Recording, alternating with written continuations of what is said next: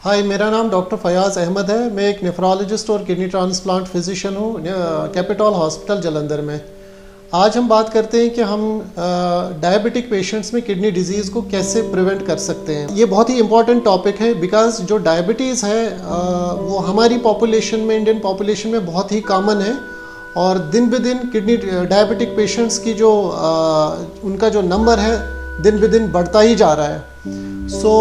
और डायबिटीज़ जो है it is one of the most important risk factors for kidney disease. जितने भी हमारे डायलिसिस पेशेंट्स हैं करंटली डिफरेंट डायलिसिस यूनिट्स में, उनमें 40 to 50% पेशेंट्स जो डायलिसिस पे हैं उनकी जो किडनी फंक्शन ख़त्म हो गई है या किडनी फेलियर हो गया है वो बिकॉज ऑफ डायबिटीज़ हुआ है। इससे ये समझ आता है हमें कि अगर हम किडनी डिजीज़ डायबिटिक पेशेंट्स में किडनी डिजीज़ को कम कर सकते हैं या बचा सकते हैं तो हम एक सिग्निफिकेंट पॉपुलेशन को या एक significant number of kidney disease को हम रिड्यूस कर सकते हैं। करना क्या है, जो डायबिटिक पेशेंट्स हैं दो किस्म के होते हैं, टाइप 1 और टाइप 2। मेनली जो दो किस्म के डायबिटिक पेशेंट्स होते हैं, जो टाइप 1 डायबिटिक पेशेंट्स हैं उनको जब डिजीज़ बॉडी में शुरू हो जाती है तो वो जल्दी से विद इन फ्यू वीक्स और may be in a month और 2 हम डायग्नोज कर पाते हैं। और जनरली ये यंग बच्चे होते हैं या यंग पॉपुलेशन होती है, एडोलसेंट एज होती है या बच्चों में ज़्यादा होती है। टाइप 1 डायबिटीज़ में हमें 5 से 10 साल के बाद हमें किडनी टेस्ट की स्क्रीनिंग करनी चाहिए, किडनी डिजीज़ की स्क्रीनिंग करनी चाहिए, वह स्क्रीनिंग टेस्ट। इसी तरह जो टाइप 2 डायबिटीज़ है वो बहुत ही कॉमन है, यूजुअली 30-40 एज के बाद होती है, जो ज़्यादा कॉमन है।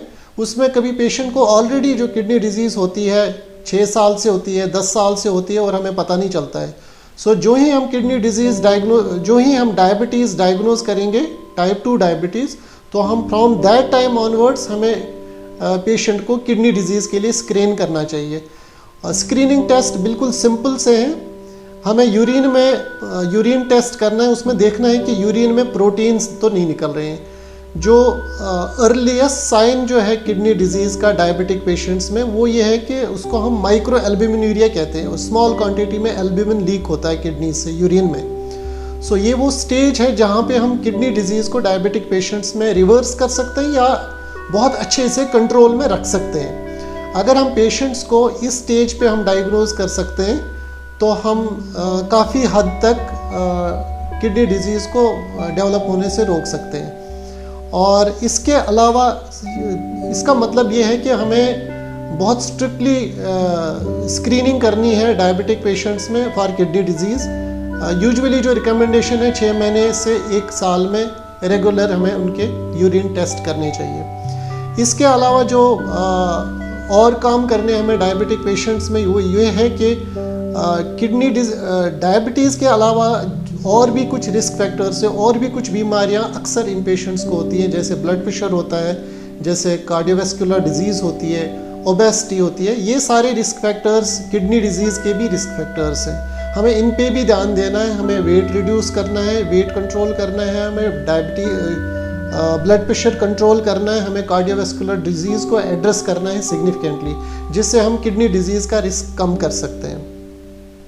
और इसके अलावा जब हम किडनी डिजीज़ को अगर हम अर्ली स्टेज पे डायग्नोज कर सकते हैं, हमें रेगुलर डॉक्टर की सलाह लेनी बहुत ही ज़रूरी है, क्योंकि उस स्टेज पे ही हम कुछ मेडिकेशंस हैं जो हम स्टार्ट कर सकते हैं, जिससे किडनी की डिजीज़ को हम या रिवर्स कर सकते हैं या हम इसको स्लो कर सकते हैं फर्दर प्रोग्रेस होने से।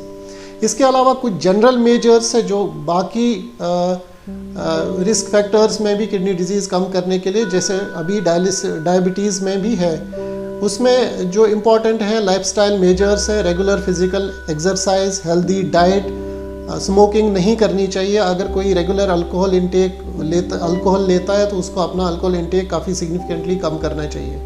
ये सारे रिस्क फैक्टर्स हैं और ये सारी चीज़ें हैं जो हमें करने ज़रूरी हैं डायबिटिक पेशेंट्स में, सो दैट हम किडनी डिजीज़ को डेवलप होने से या उसका प्रोग्रेशन हम स्लो कर सकते हैं। Thank you so much.